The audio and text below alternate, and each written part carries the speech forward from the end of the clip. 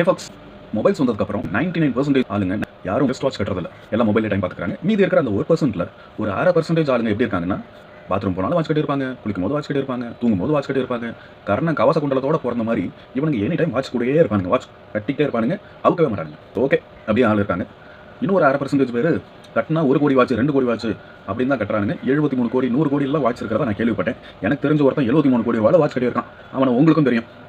யாரா இவன் தான். அவன் நல்ல பையன், தப்பு சொல்கிறதுக்கு இல்லை, காசு இருக்குது, கட்டுறான். சரி, ஓகே, அதை விடுங்க. இப்போது நம்ம முதல்ல வாட்ச் எப்போ கண்டுபிடிச்சாங்க, யார் கண்டுபிடிச்சாங்க அப்படின்ற கேள்வி எனக்கு திடீர்னு வந்துச்சு. அதனால் அலசி ஆராய்ச்சி பார்த்ததில் முதல்ல வாட்ச் கண்டுபிடிச்ச ஒரு பேர் பீட்டர் ஹெயின்.